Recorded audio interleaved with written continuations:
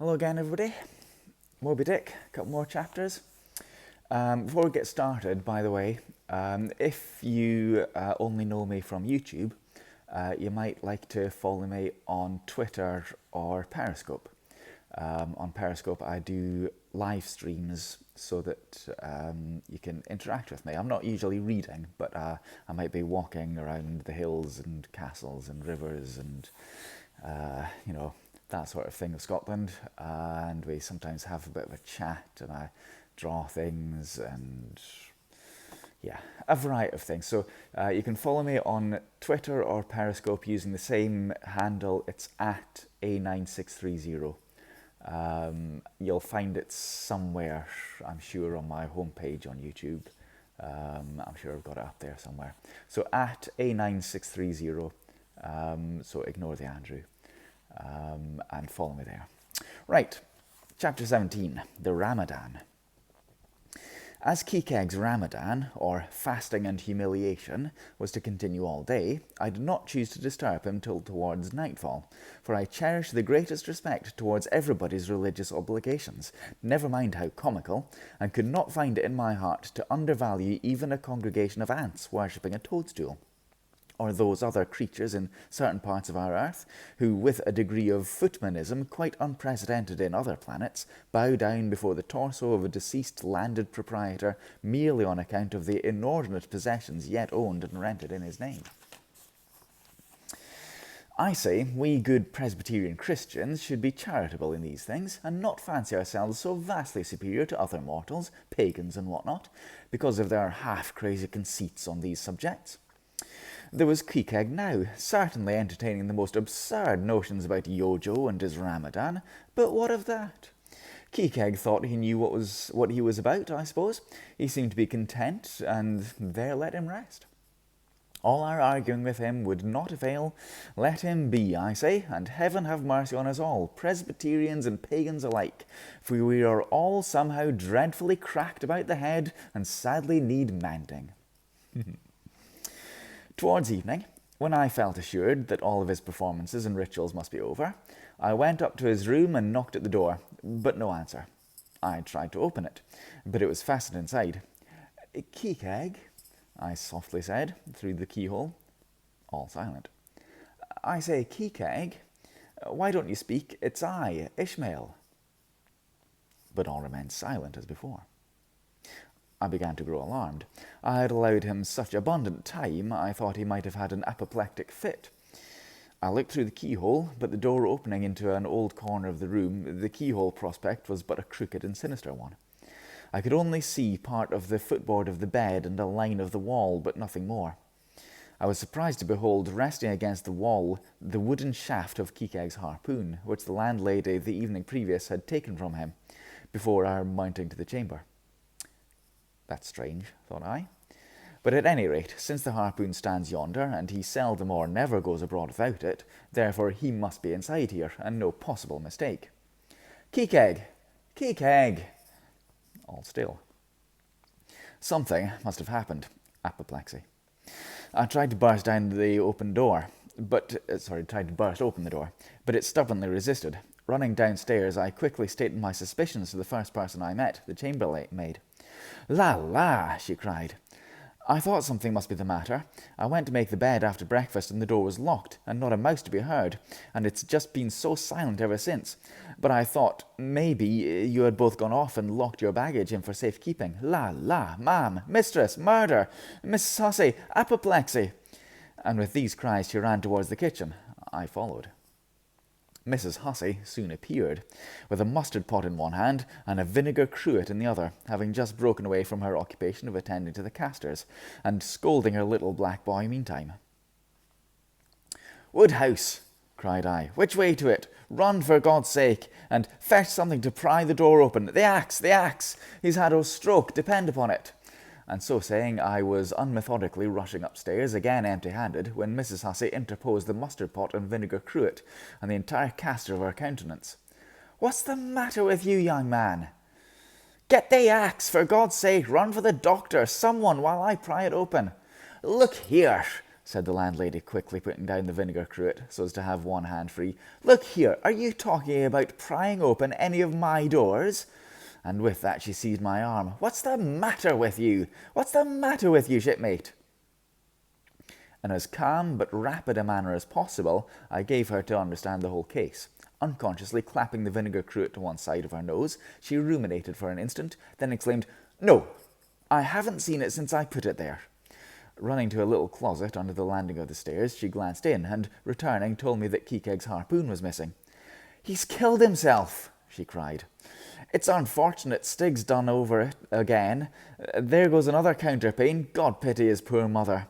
It'll be the ruin of my house. Has the poor lad a sister? Where's the girl? There, Betty, go to Snarls, the painter, and tell him to paint me a sign with 'No suicides permitted here' and 'No smoking in the parlour.' Might as well kill both birds with one stone." "Kill! The Lord be merciful to his ghost. What's that noise there? You, young man, avast there!" And running after me, she caught me as I was trying to force open the door. "I won't allow it. I won't have my premises spoiled. Go for the locksmith. There's one about a mile from here. But avast," putting her hand in her side pocket, "here's a key that'll fit, I guess. Let's see." And with that she turned it in the lock, but alas, Queequeg's supplemental bolt remained unwithdrawn within. "I have to burst it open," said I, and I was running down the entry a little for a good start, when the landlady caught at me again, avowing that I should not break down her premises, but I tore from her, and with a sudden bodily rush dashed myself full against the mark. With a prodigious noise, the door flew open, and the knob slamming against the wall sent the plaster to the ceiling, and there, good heavens, there sat Queequeg, altogether cool and self-collected, right in the middle of the room, squatting on his hams, and holding Yojo on top of his head. He looked neither one way nor the other, but sat like a carved image, with scarce a sign of active life. "Queequeg," said I, going up to him. "Queequeg, what's the matter with you?" He hain't been sitting so all day, has he?" says the landlady. "Hain't's a good word, isn't it?" But all we said, not a word could we drag out of him. I almost felt like pushing him over so as to change his position, for it was almost intolerable. It seemed so painfully and unnaturally constrained, especially as in all probability he had been sitting so for upwards of 8 or 10 hours, going too without his regular meals. "Mrs. Hussey," said I, "he's alive at all events. So leave us, if you please, and I will see to this strange affair myself." Closing the door upon the landlady, I endeavoured to prevail upon Queequeg to take a chair, but in vain. There he sat, and all he could do for all my polite arts and blandishments, he would not move a peg, nor say a single word, not even look at me, nor notice my presence in the slightest way. I wonder, thought I, if this can possibly be a part of his Ramadan. Do they fast on their hams that way in his native land? It must be so, yes. It's a part of his creed, I suppose. Well then, let him rest. He'll get up sooner or later, no doubt.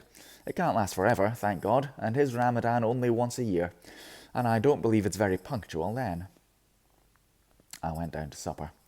After sitting a long time, he listened to the long stories of some sailors who had just come from a plum-pudding voyage, as they called it. That is a short whaling voyage in a schooner or brig, confined to the north of the line in the Atlantic Ocean only. After listening to these plum-puddingers until nearly 11 o'clock, I went upstairs to go to bed, feeling quite sure by this time Queequeg must certainly have brought his Ramadan to a termination. But no. There he was, just where I had left him. He had not stirred an inch. I began to grow vexed with him. It seemed so downright senseless and insane to be sitting there all day and half the night on his hams in a cold room, holding a piece of wood on his head. "For heaven's sake, Queequeg, get up and shake yourself. Get up and have some supper. You'll starve. You'll kill yourself, Queequeg." But not a word did he reply. Despairing of him, therefore, I determined to go to bed and to sleep, and no doubt before a great while he would follow me. But previous to turning in, I took my heavy bearskin jacket and threw it over him, as it promised to be a very cold night, and he had nothing but his ordinary round jacket on. For some time, do all I would, I could not get into the faintest doze. I had blown out the candle, and the mere thought of Queequeg, not 4 feet off, sitting there in that uneasy position, stark alone in the cold and dark, this made me feel really wretched.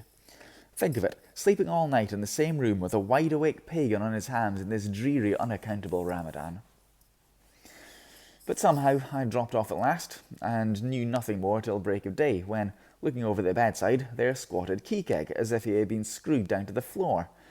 But as soon as the first glimpse of sun entered the window, he got up, with stiff and grating joints, but with a cheerful look, limped towards me where I lay, pressed his forehead against mine, and said his Ramadan was over.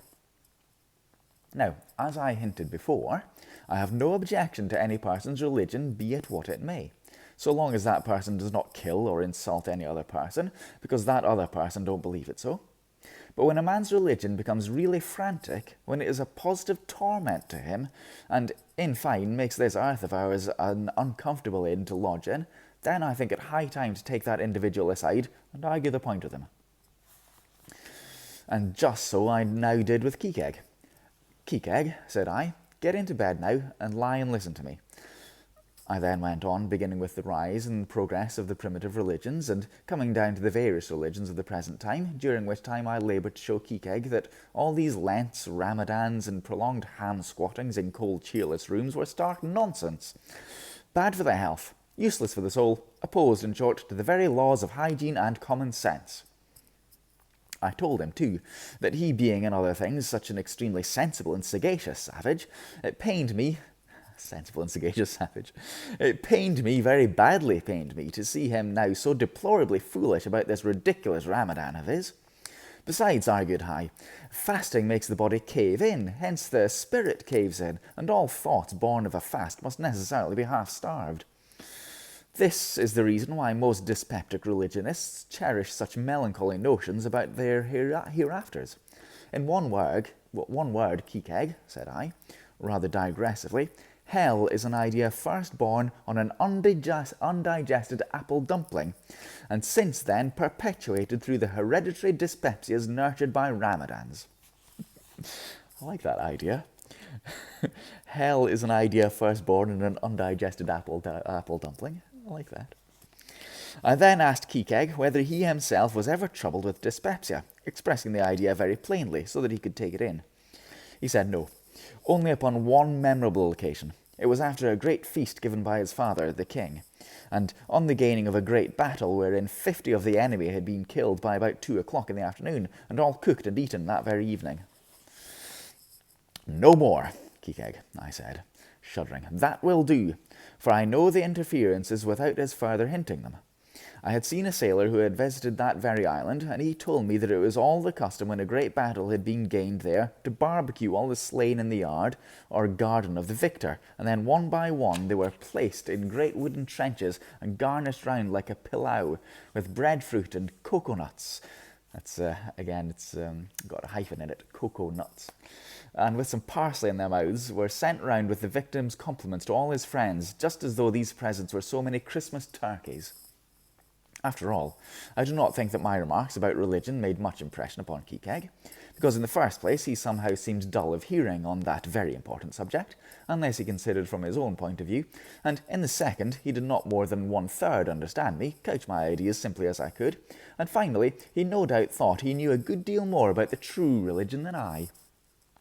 He looked at me with a sort of condescending concern and compassion, as though he thought it a great pity that such a sensible young man should be so hopelessly lost to evangelical, pagan piety. At last we rose and dressed, and Queequeg, taking a prodigious hearty breakfast of chowders of all sorts, so that the landlady should not make much profit by reason of his Ramadan, we sailed out to board the Pequod, sauntering along and picking our teeth with halibut bones. That was an interesting chapter. Chapter 17, quite liked it. Again, it's of its time, isn't it, in terms of attitude towards savages and whatnot. But I like Ishmael's views of religion. Quite like that. How long's in it? Right, I think we'll stop there, and we'll have double chapter 18 and 19 next time. If we're going quarter of an hour, that's reasonable. So yeah, we'll have a look at 18 and 19 next time. So As I said before, you might want to follow me on Twitter and Periscope at A9630. It's best if you download the Periscope app to your phone, by the way. And as I said last time, I think if you're really enjoying these, then you might want to use my Buy Me a Coffee link, and you can send me £5 or £10 or whatever you feel like sending me, but nobody has to. Don't worry if you don't want to. I don't mind that. It's only if you really like it and if you can afford it, that'd be lovely. But other than that, enjoy my reading with my best wishes. So I'll see you for the next probably couple of chapters in a few days. Thanks for watching, everybody. See you all next time. Bye-bye.